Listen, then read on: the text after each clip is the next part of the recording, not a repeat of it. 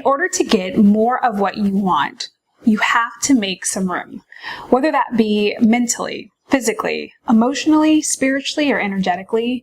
Room is needed. Welcome to another episode of Live with Tiffany. Today, I'm here to share with you my hair story. Yes, it's been almost 2 months since I made that big and bold decision to cut a good portion of my hair off. If you remember, and if you don't, look at some previous videos, but I had a pretty decent size curly fro. My hair was healthy, my curls were on point, and so making the decision to cut my hair off wasn't because it was damaged and I needed to start from scratch. As I shared in my last video, this year was all about big change. And big change requires big moves. And one of those big moves for me was just doing the big chop. So in this video, I want to share with you a little bit of the backstory of my hair evolution and how it shaped my identity over the years. And at the very end of this video, I'm going to show you some of the behind the scenes clips a few days before I made the decision to cut my hair in the day of me sitting in the chair. So our hair carries a lot of energy.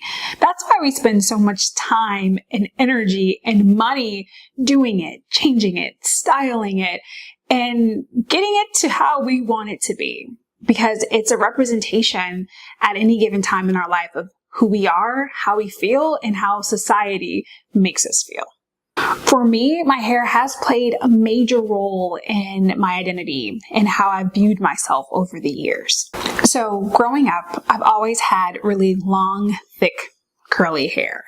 But starting at the age of about 5, my mom would straighten my hair. Because back then, that was pretty normal. Straightening and perming black hair was the norm in the 80s and 90s and maybe some time before then, but that's the time that I grew up. And very quickly, I began to realize what it meant to have straight hair, at least from our society standards. It meant that it was better. And as I got older in elementary school, middle, and high school, I remember the kids telling me that they liked my straight hair more, that I was prettier when my hair was straight. So being that young, self-confidence isn't our strong suit. People's perceptions of us literally make or break our own self-perception. So because I was getting so many compliments, of course I wanted to straighten my hair, and I wanted to straighten it a lot.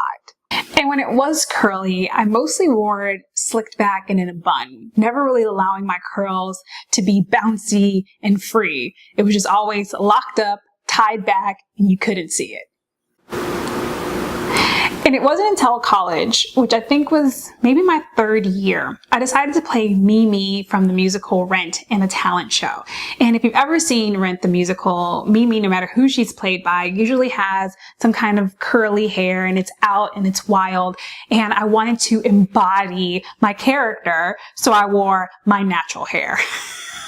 Which just kind of seems silly now when I think about it. And after I finished performing, I realized, I kind of like this. I kind of like this look. I kind of like this style. Why have I never wore it like this before? So I gave it a try, still at this time using so much gel to try to tame my kinky curly hair. But it was a transition point, and I started to wear my natural hair more and more every single day, only straightening it sometimes. But that was my transition point. And I started to wear my natural hair more and more, where it became the primary hairstyle and me straightening it was the secondary hairstyle. And people were really receptive to it, a lot more than they were when I was younger. At this particular time, it was a transition in society. This was when the natural hair movement was moving. There were more blogs and videos about people, doing the big chop and kind of getting back to the roots of their hair. The more I saw women of color claim their coils, the more I began to claim mine, which is why representation in the media is so important. So what was really funny is that the reverse began to happen. The more I wore my curly hair, the more people loved it. So when I would go back and straighten it and take a picture of myself, whether that be on Facebook or Instagram, people would be like, "No, where's the big hair? We love that." And this actually made me really happy because for the first time in my life, I could 100% be me and show up as me and be loved for it. And as I began to make these videos and show up more on social media and take stages all across the country, my hair became a staple. It became a really big part of my brand. People would literally remember me as the girl with the big hair. And unfortunately, but still true, some of these conferences that I've attended or that I've spoke at, I'm the only woman of color with natural hair. So as I began to realize how important my hair had become to my brand, or at the very least how people identified me, I started to tell them that I was thinking about cutting my hair. So this is probably about a year and a half ago that I started just throwing it around that I'm thinking about cutting my hair.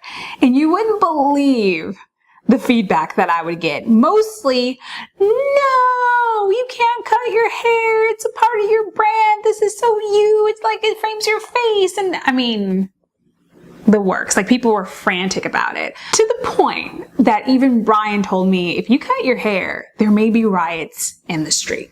Now, obviously, he was joking, but people really did take my hair seriously. They were so invested in the growth of my hair and what I was going to do with it that I began to want to rebel. Really, that I am not my hair and my hair is not me. All of that was a big part of me wanting to cut my hair. The more invested people became in it, the more I'm like, I need to reclaim my personal power, because I was making decisions, personal decisions to me, based on what others felt I should do.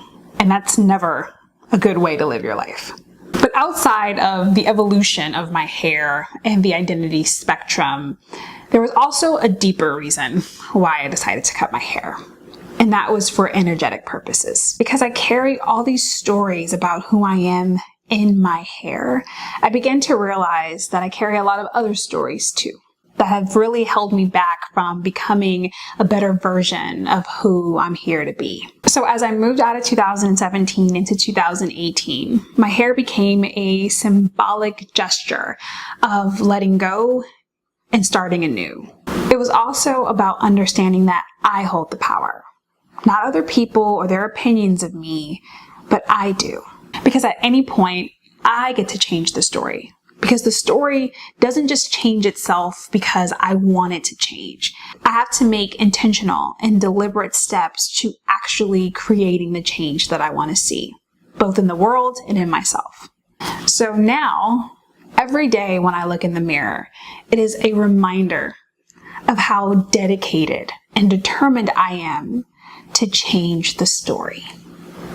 And that's it. That's the big chop story. And now I would love to hear from you. Whether you have cut your hair off or not, we all have a big chop story. It's a story of letting go and making some room for what we need and what we want in our life. So if you are willing to share that story with me, please do. And I'll be sure to read and leave you a comment of love and support below. Thank you again for being here and watching another episode of Live with Tiffany. If you enjoyed this video and my channel, please subscribe, like this video in particular, and connect with me on social media at Live with Tiffany. And as I promised, here are a couple of the behind the scene clips of a few days before I cut my hair and the day of me sitting in the salon chair going through the big chop. Enjoy, and I'll see you in the next video. Man, this is it.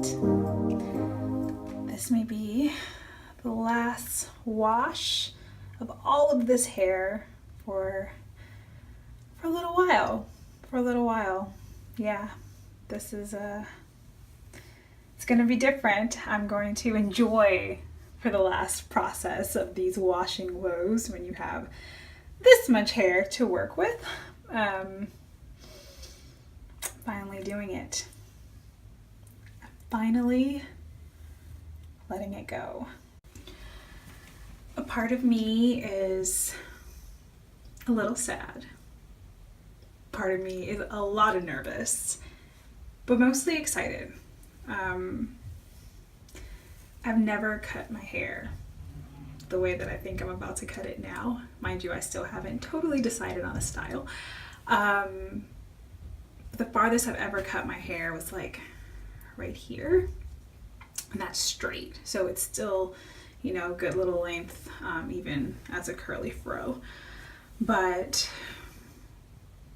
never to the extent that I think I'm about to do it now. So there's that. But I'm excited.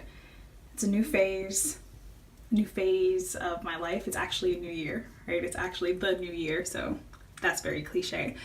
But it's also going to be my 30th birthday. I feel just energetically that I'm in another space that I need to make some room for, both physically, emotionally, mentally, spiritually. It's making some room. And I've heard, at least, because I don't know for sure, but doing things like cutting off your hair really does take a tremendous amount of weight, both actually and figuratively speaking. It takes, and energetically speaking, it takes some of that weight away and creates space for new. So that's what I'm going for. So we'll see. This is the last wash, the last major wash.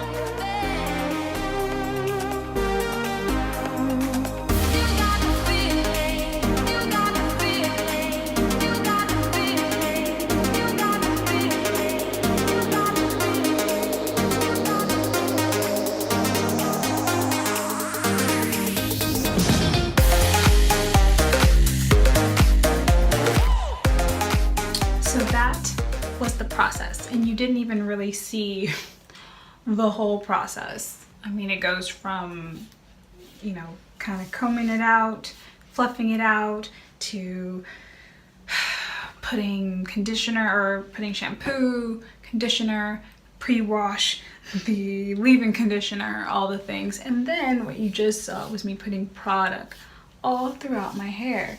So this process, you saw the fast version, but it takes about 2 hours.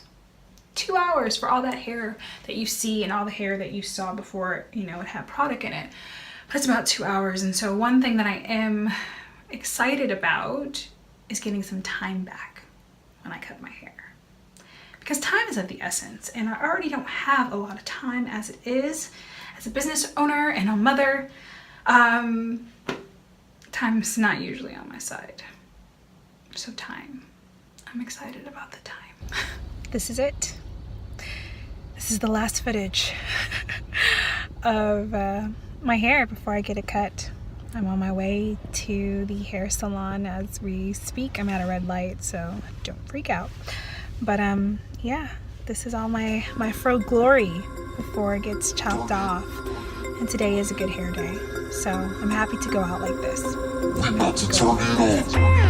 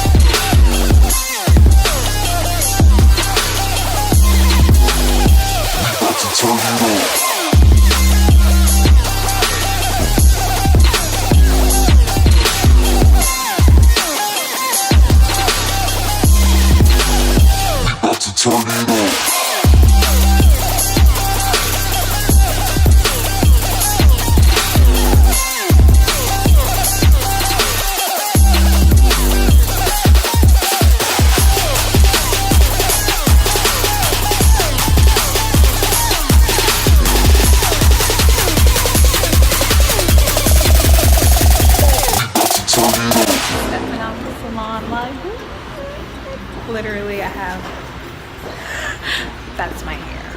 All of my hair is in this bag. Yes, this bag. Because I'm crazy and I couldn't just let them throw my hair away. And I'm like, I gotta properly get rid of it at home. So let me process that I just did this, that this just happened. And this is a thing. So hello 2018.